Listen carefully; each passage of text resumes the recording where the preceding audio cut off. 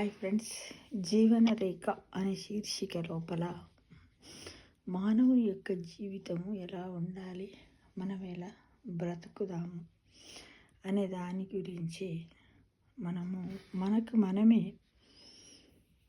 ఆలోచించుకోవాలి.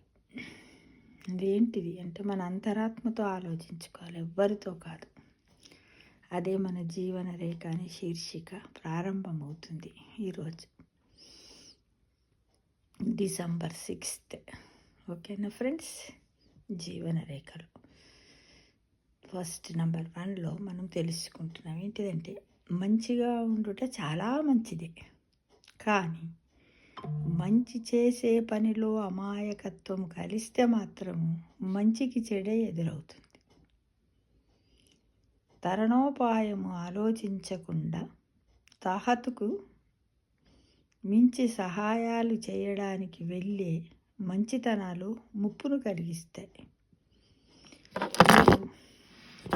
మంచివారని అందరి నుండి కితాబు రావాలని, కితాబు అంటే ప్రశంసలు రావాలని చేసే మంచితనము అనేక ఆపదలను తీసుకువస్తుంది ఫ్రెండ్స్.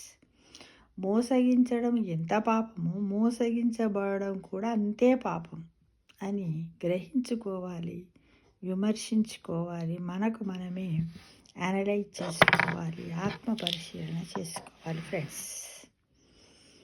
కనుక మానవుడిని మాధవునిగా చేసే పరమాత్ముని మధుర మహావాక్యాలను విని మంచితనం యొక్క మధుర నిర్వచనాన్ని తెలుసుకోవాలి.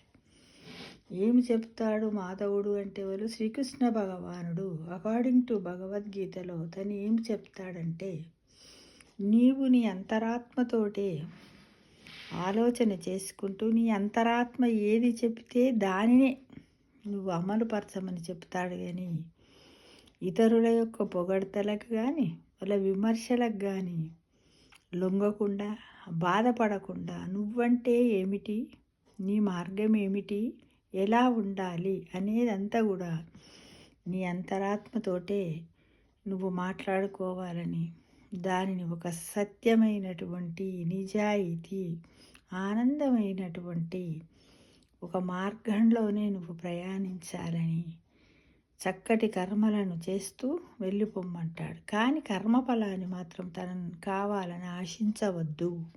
అదంతా కూడా భగవంతుని యొక్క ఆధీనమే అని చెప్పుకుంటూ పూర్వజన్మలో ఉన్నటువంటి కర్మఫలాలు మంచి అయినా చెడు అయినా వాటిని అనుభవిస్తూ సమాజ శ్రేయస్సు కోసము ధర్మాన్ని పాటిస్తూ అవసరమైన చోట ఆ ధర్మాన్ని కూడా అధిగమిస్తూ నీ జీవితానికి ఒక పరమార్థమైనటువంటి, ఒక అద్భుతమైనటువంటి, మోక్షదాయకమైనటువంటి మార్గాన్ని ఏర్పరచుకోవాలని శ్రీకృష్ణ పరమాత్మ అకార్డింగ్ టు భగవద్గీతలో చెబుతాడు, అర్జునునికి బోధ చేస్తాడు. ఒక భగవద్గీతలో ఉన్నటువంటి 18 అధ్యాయాలను ఎవరమైతే మనము దాన్ని అర్థం చేసుకుంటాము, వాళ్ళ జీవితము సుగమమే అవుతుంది మిత్రమా. ఎవరూ అవసరం లేదు, వారికి వారే స్నేహితులు, వారికి వారే అన్ని ఆత్మబంధువు, ఆత్మీయుడు, అన్నీ కూడా వారే అనే విషయాన్ని గ్రహించుకోవాలి ఫ్రెండ్స్.